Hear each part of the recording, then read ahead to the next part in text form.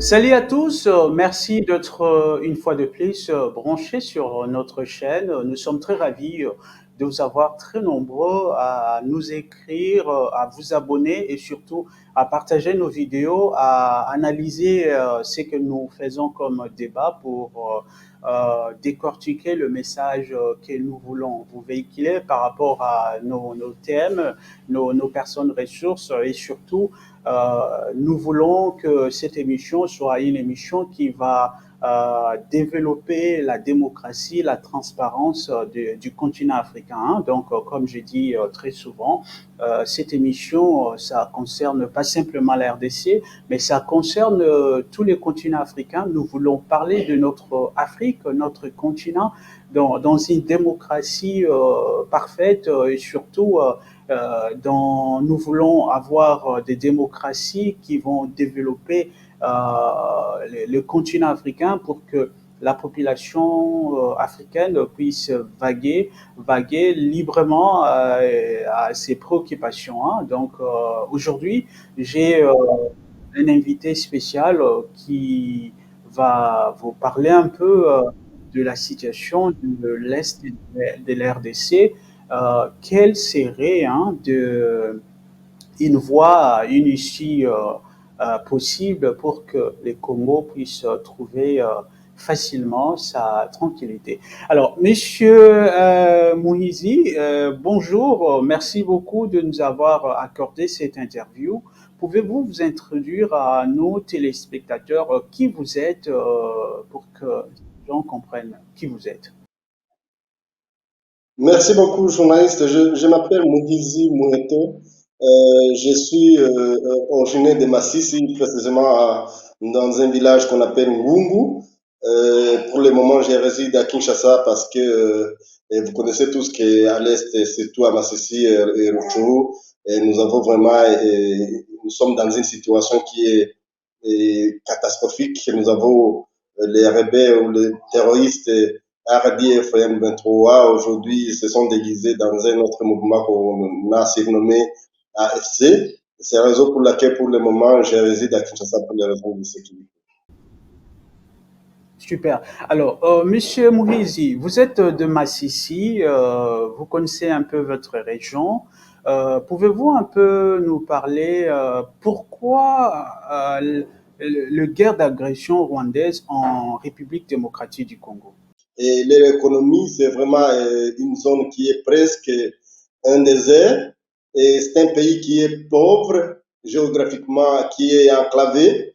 Et pour le moment, ils utilisent les politiques de la manipulation et pillage pour notre pays qui est vraiment un phénomène incroyable dans la matière des ressources naturelles.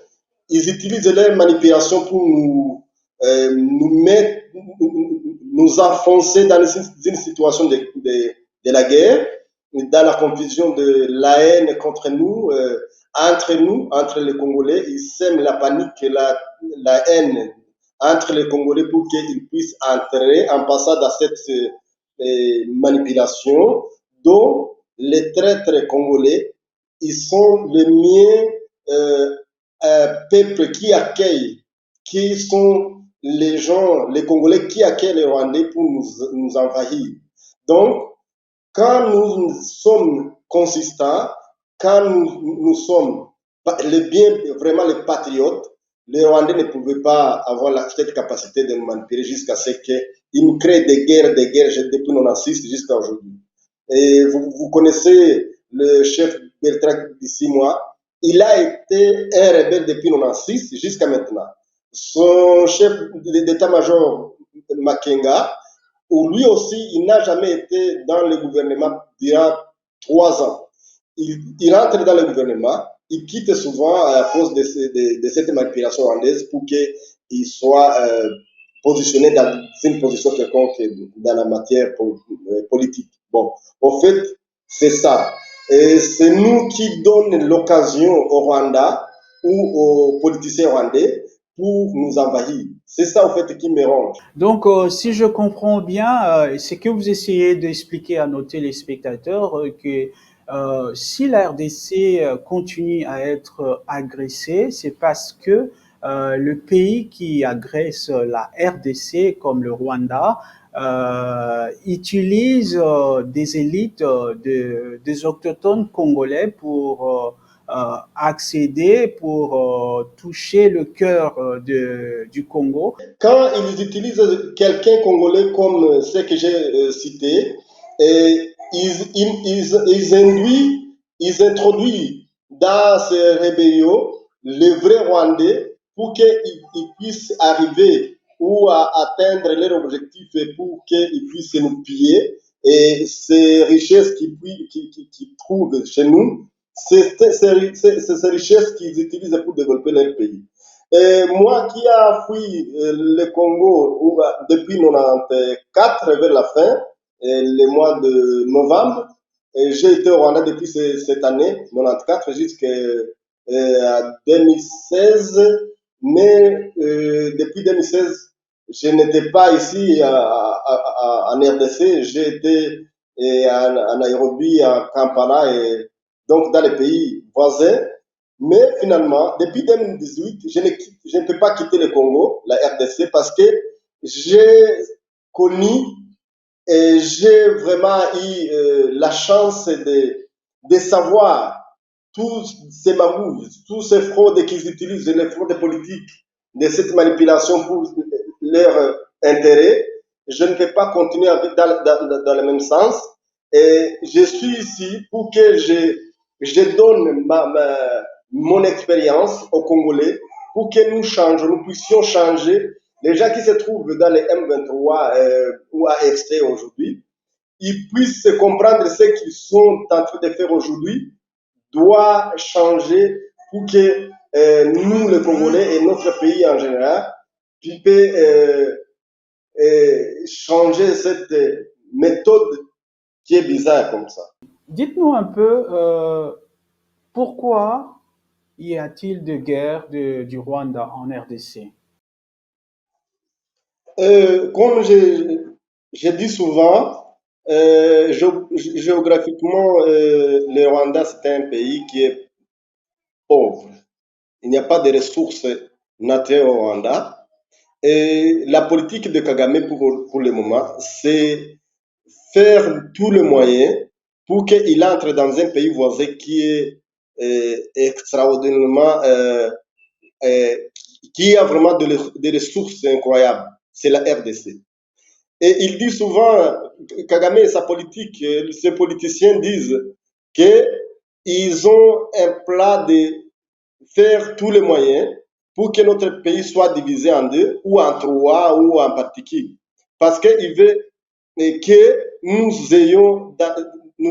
persistons dans une situation qui est catastrophique pour qu'ils puissent nous piller lorsque nous sommes nous sommes euh, focalisés dans la situation de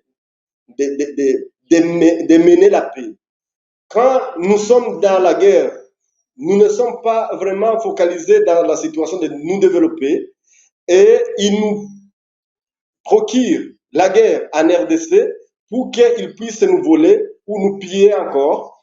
Et nous ne serons pas stables pour que nous pensions dans un autre point de développement de notre pays. En fait, c'est ça. Et ils utilisent tous les moyens pour que nous persistons dans une situation de guerre. C'est ça, en fait. Pourquoi cette guerre persiste tant dans le Massissi? À Massissi, comme je peux expliquer un peu, c'est pas à Massissi souvent, la guerre commence par le Rutshuru. Le Rutshuru, c'est un territoire qui est frontalier du Rwanda et en cheval avec aussi l'Ouganda. Il est au milieu. Il y a une partie de Rutshuru qui est frontalier du Rwanda et autre partie du nord, il se limite avec dans les frontières de l'Ouganda et Rutshuru encore. Ça, c'est une situation vraiment que nous ne pouvons pas changer, et sauf fermer avec les murs. Mais toutes les guerres qui se trouvent en RDC depuis 96, ils passent par Rutshuru, ils ont franchi, ils continuent dans les Massissi parce que c'est un territoire qui est limitrophe de Rutshuru. C'est ça, en fait. Et aussi, Massissi, c'est un territoire qui a beaucoup de forêts. Il y a beaucoup de forêts, c'est un territoire montagneux, il y a des montagnes, donc c'est un territoire qui est favorable à se positionner au combat. C'est ça en fait. Et aussi, ce que je peux souligner, la population de Massissi, c'est la population qui a été infiltrée depuis 50. Bon, c'est pas une infiltration comme telle, mais il y avait des réfugiés rwandais qui avaient leur camp de réfugiés à Massissi. C'est pas à Rutshuru, c'est à Massissi, là où on appelle, c'est au fond, après, c'est au fond vers Walikare, mais c'est à Massissi. Il y avait un camp de réfugiés rwandais depuis 1959. Ces camps de réfugiés, la population qui était là-bas, qui était le vrai Rwandais, ils ont entré dans la population de Massissi, ils se sont confondus avec la population congolaise. C'est ça qui a été vraiment un point qui est vraiment négatif. Bon, c'est positif dans une manière où ils étaient une population qui n'est pas, qui n'est pas, qui n'a pas d'autre objectif de s'installer dans notre pays indignement pour nous envahir. Ce n'était pas un une mauvaise installation, mais avec leur objectif de s'installer en collaboration avec le Rwanda ou la politique rwandaise, ça a devenu vraiment un fléau pour nous. Comment la population s'organise pour que dans la région, dans la zone, qu'on puisse pas avoir trop des infiltrations là-bas? Au fait, la population n'est pas, sauf utiliser les Wazalendo, parce que les Wazalendo, ce sont des vrais Congolais, les combattants qui se protègent eux-mêmes et protéger aussi la population congolaise. Ce sont eux qui peuvent avoir la capacité, mais en collaboration avec le gouvernement congolais. Sinon, cette infiltration sera vraiment un grave problème pour nous, mais c'est la responsabilité de notre gouvernement et la responsabilité des peuples congolais et qui doit travailler étroitement avec le gouvernement pour que nous ayons la solution totale. Sinon, cette infiltration des réfugiés rwandais de 59 et les réfugiés de 1994, c'est un événement qui a provoqué un mouvement de Rwandais qui se sont installés injustement dans notre territoire congolais. C'est ça, en fait, c'est ça qui est devenu un grand problème pour nous. Quelle est la finalité de cette guerre? La finalité de cette guerre, moi, je proposerais que notre gouvernement pense, il doit approfondir cette méthode d'avoir les stratégies vraiment pour anéantir le gouvernement qui est en place aujourd'hui, qui est dirigé, le régime de Kagame. Donc, le FPR et Kagame doit quitter le pouvoir pour que nous ayons la paix. Sinon, comme il a créé la rébellion de 96, il a créé AFDEL. Après AFDEL, il a créé RCD. RCD, CNDP. Aujourd'hui, nous avons M23. Après M23, premier M23, 2, il a créé une image aussi qui est AFC. Finalement, il va nous créer d'autres mouvements d'agression ou mouvements terroristes. Ce qui est la fin de notre zizanie, c'est la fin de FPR. Nous devons faire tout moyen pour que nous devons avoir la force pour anéantir ce régime de Kagame. Sinon, si nous n'avons pas cette position où nous devons être capables de faire ce que je cite ici, nous serons dans une situation de guerre éternellement. Si Kagame meurt, le FPR va rester et il va rester dans cette philosophie de nous induire dans la situation de guerre. Est-ce que vous pensez que c'est vraiment une solution pour que la paix puisse être en RDC? Il faut officiellement, il faut forcément que le gouvernement congolais puisse entrer en guerre avec le régime du président Paul Kagame. Oui, oui, vraiment parce que Kagame n'a pas, ne se fatigue pas pour nous créer les guerres. Il nous a créé aujourd'hui, il a fait plus de 5 guerres ici chez nous. Ça, quand il est encore là, il va créer d'autres guerres. Vraiment, il n'y a pas d'autre moyen. On a fait beaucoup de négociations depuis AFDEL. Toutes les créations qui créent Kagame avec son régime, on a fait beaucoup de négociations. On a négocié avec lui, on a négocié avec ces mouvements, mais rien n'a pas abouti à la solution que notre pays, la RDC, soit en paix. La dernière chose à faire, c'est avancer jusqu'au bout.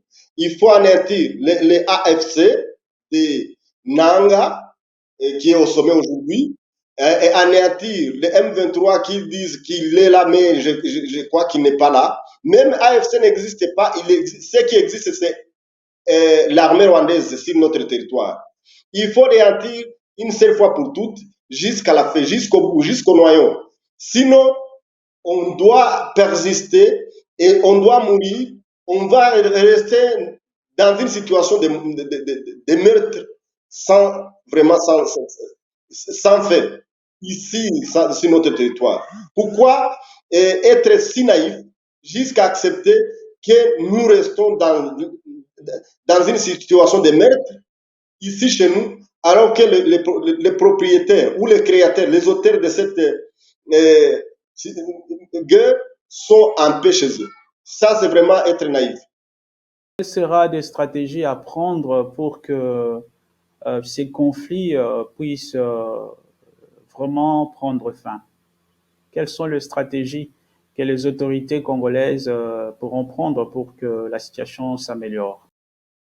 Bon, nous avons un grand problème parce que notre pays, depuis la mort de notre héros Lumumba, on a eu les gouvernements ou les autorités qui n'est pas vraiment patriotes.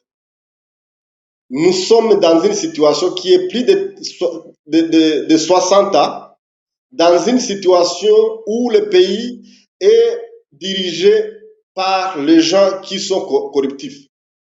Ils sont corrompus. Toute personne, bon, tous les gens qui sont dans le niveau de Hora, d'une manière administrative et politique, ils sont des gens corrompus.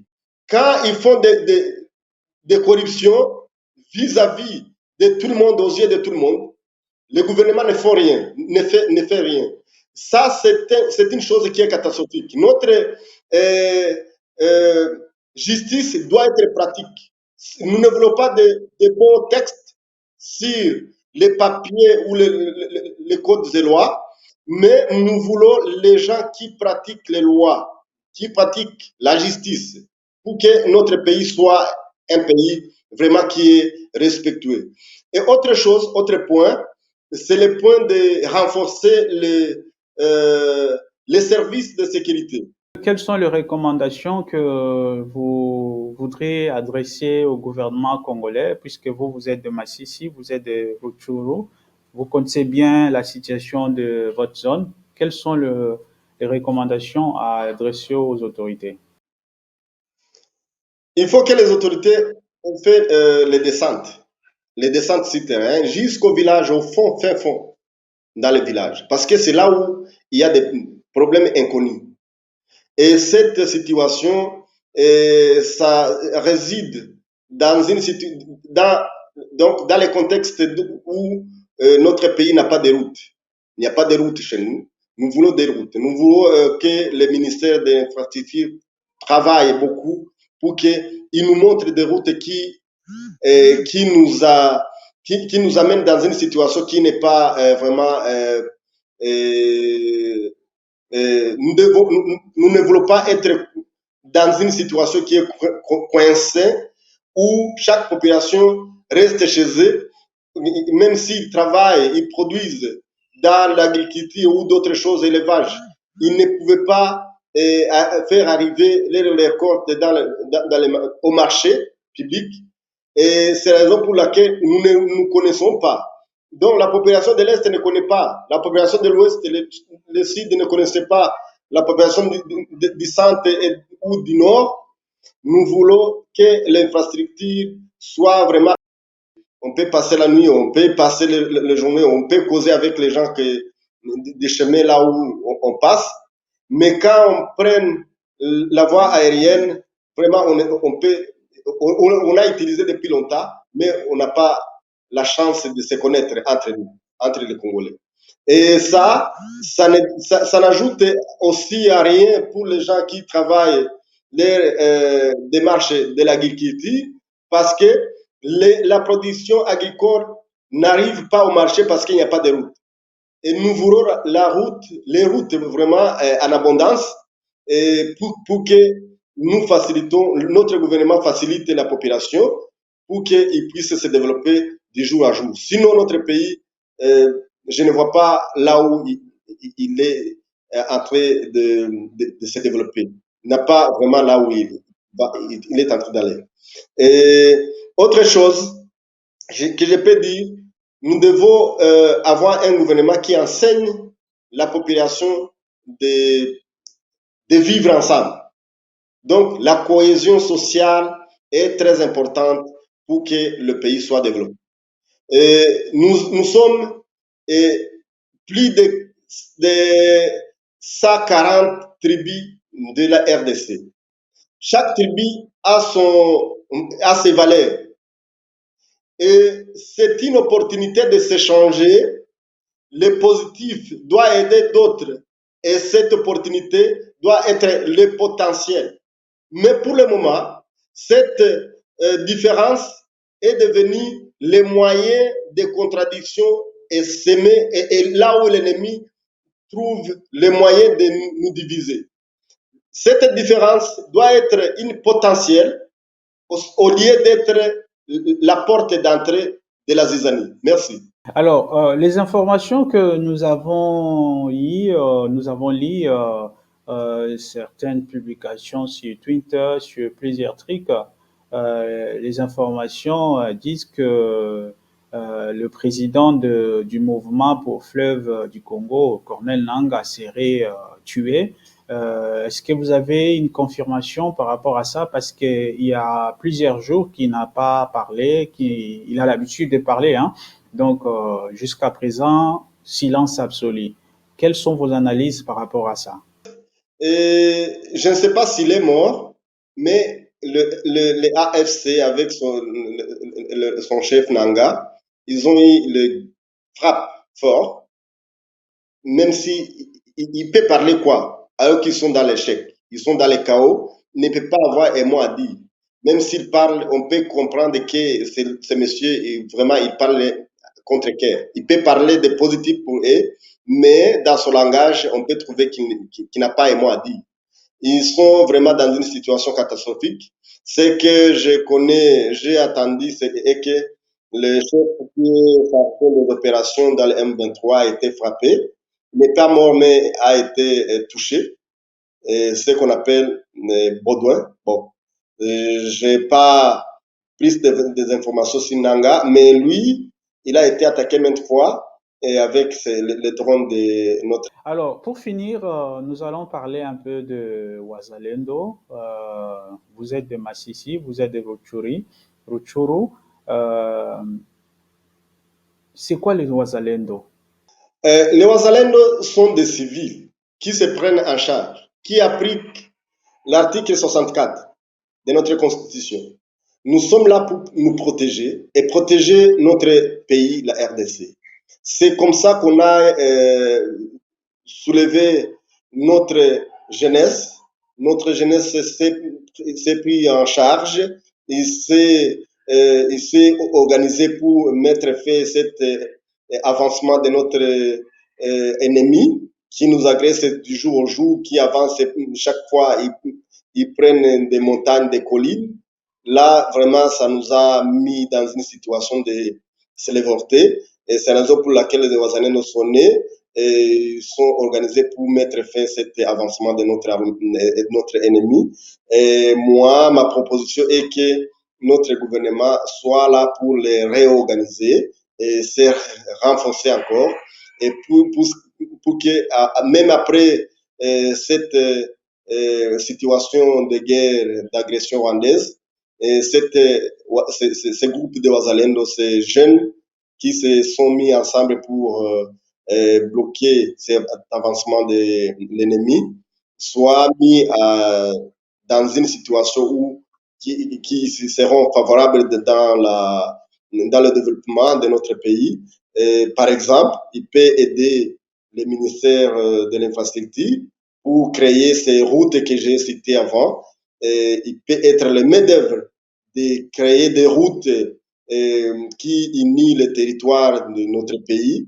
Et il peut être vraiment très utile au développement de notre pays par rapport à beaucoup de choses. Et aussi, j'aimerais qu'il soit vraiment organisé comme force spéciale ou réserviste. Il doit être réservé à tout moment. Et quand notre pays peut être agressé de n'importe quoi, il peut se réorganiser encore pour mettre fin à cette situation de guerre. Super. Alors, le président Félix Tshisekedi va prêter le serment le 20. Qu'est-ce que vous, en tant que Congolais, la population, quel message vous avez envoyé au chef de l'État? D'abord, je le félicite pour ce qu'il a fait dans ces 5 ans qu'il a fait dans le premier mandat. Et j'encourage aussi de nous aider. Nous ayons la chance de travailler avec lui. Et c'est la raison pour laquelle, comme nous, les Ouazalendo, nous disons que nous sommes là pour lui aider.